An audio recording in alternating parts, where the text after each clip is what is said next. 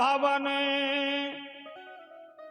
आए राम भगवान और आल छंद में लिख रहे गाथा शिवम बखान। तो लीजिए भगवान श्री राम के जन्म का आल्हा,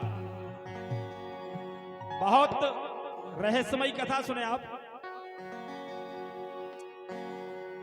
कि एक दिन आ गए राजा दशरथ महारानी के कई के पास और बोली महारानी राजा से तन से आवे कौन सुवास। बोली महारानी राजा से तन से आवे कौन सुवास।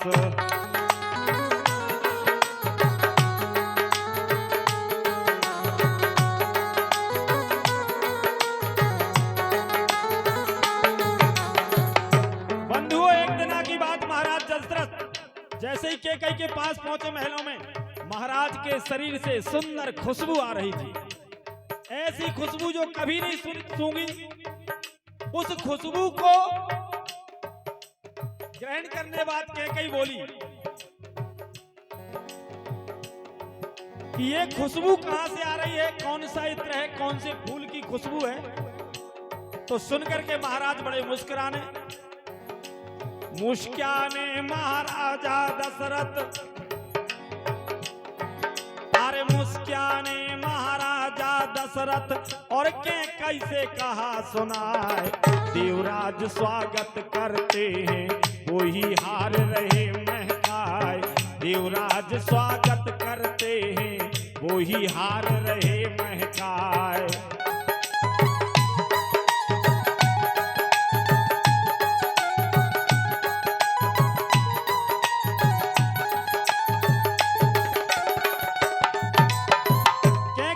सुनकर महाराज बोले देखो, जब हम इंद्र की सभा में जाते हैं तो जिस हार से महाराज इंद्र हमारा स्वागत करते हैं, उन फूलों की खुशबू की ये महक है। अब तो साहब आप जानते ही हो कि नारियों को तो जो चीज पसंद आ जाए तो फिर वो चाहिए। तो कैकेयी बोली, अरे इतनी सुन के रानी बोली राजा सुन लो कान लगाए। हर मुझे बोले कर आना जो देवेंद्र तुम्हें पहनाए। हर मुझे बोले कर आना जो देवेंद्र तुम्हें पहनाए।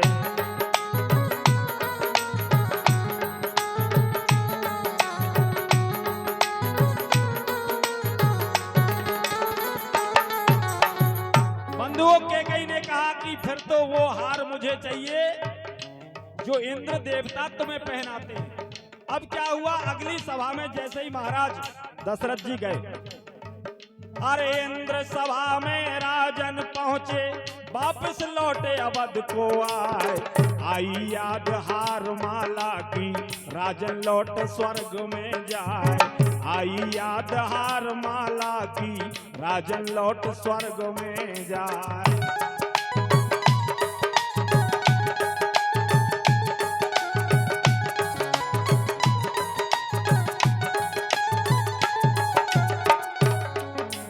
सभा समाप्त हुई, महाराज दशरथ अयोध्या की ओर प्रस्थान कर गए, लेकिन वो हार लाना भूल गए।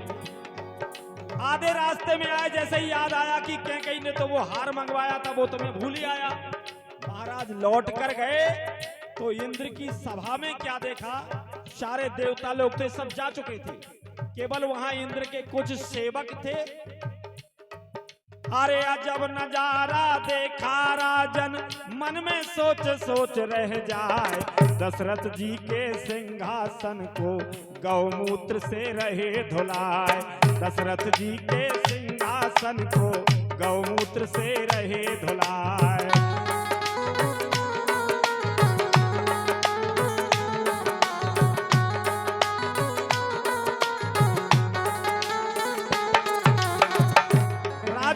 जैसे ही लौट कर पहुंचे तो क्या देखा, जिस सिंहासन पर महाराज दशरथ बैठे थे उस सिंहासन को गौमूत्र से धुलवाया जा रहा था। राजा ने पूछा कि भैया ये क्या हो रहा है? तो वो सेवक बोले भैया इस पर मृत्यु लोक से राजा दशरथ जी आकर बैठते हैं और ये अपवित्र हो जाता है। दशरथ जी बोले कैसे? बोले ऐसे कि उनके यहाँ कोई संतान नहीं है, इसलिए महाराज इसको हर बार गौमूत्र से धुलवाते हैं। ये बात तो सुनकर दशरथ जी को बड़ी गलानी हुई, मन में बहुत बुरा लगा। इसलिए तुलसीदास जी ने लिखा एक बार भूपत मन माही और भई गलानी मोरे सुत नहीं। अब देखिए क्या हुआ आगे। निसंतान है राजा दशरथ इस कारण ये रहे धुलाए। जब ये बात सुनी राजा ने धक्का लगा कलेजे जाए। जब ये बात सुनी राजा ने धक्का लगा कलेजे जाए।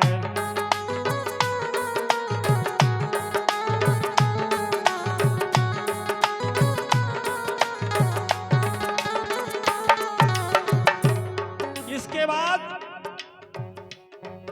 अरे बहुत गलानी भाई राजा को और गुरु ढिंग पहुंचे जाए। हाथ जोड़ कर करी बंदगी चरणों में दिया शीस झुकाए। हाथ जोड़ कर करी बंदगी चरणों में दिया शीस झुकाए।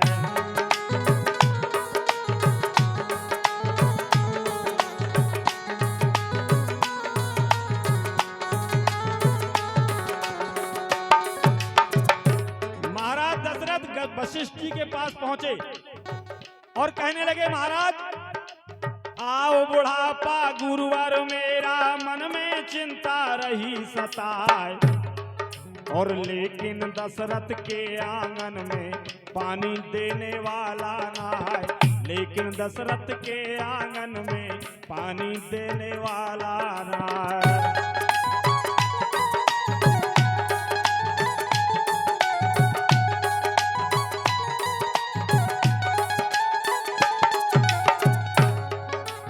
जब ये बात सुनी गुरुवर ने श्रृंगी ऋषि को लिया बुलाए। यज्ञ कराया पुत्रेष्टि राजा बहुत खुशी हो जाए।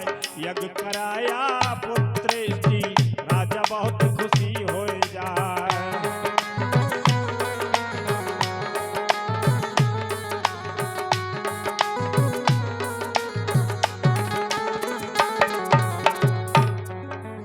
लेकर खीरी और लेकर खीर अगन प्रगट भई और राजा को दही कहाए। और अभी खिला देना रनियों को तेरा काम सफल हो जाए। अभी खिला देना रनियों को तेरा काम सफल हो जाए।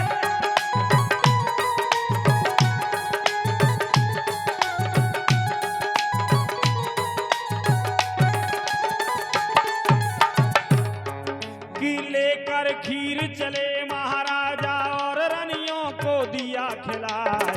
गर्भवती भई तीनों रानी राजा फूले नहीं समाए। गर्भवती भई तीनों रानी राजा फूले नहीं समाए।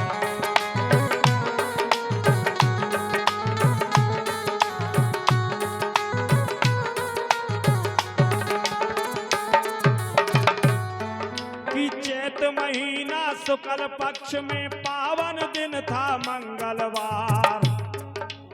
जिस दिन भगवान श्री राम का आगमन हुआ, जन्म हुआ।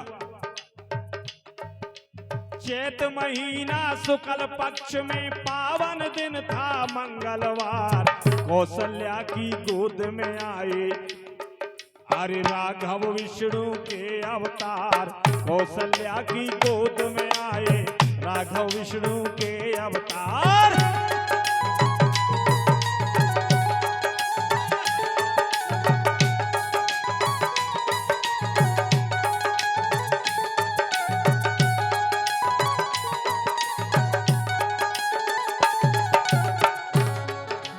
चैत्र नवरात्रि की नवमी को दिन के 12 बजे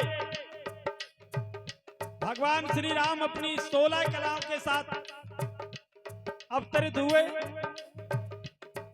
हर चरत भरत के कई के जन्म लखन सुमित्रा सुत कहलाए।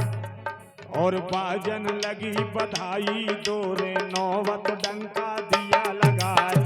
बाजन लगी बधाई दोरे नौवत डंका दिया लगाए।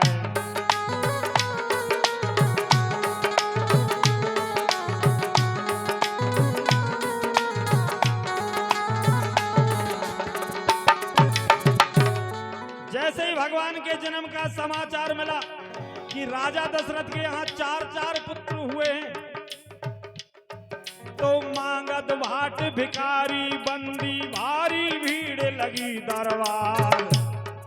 और राजा दशरथ बांट रहे हैं हीरा मोती के न्यौछार। राजा दशरथ बांट रहे हैं हीरा मोती भर भर थार।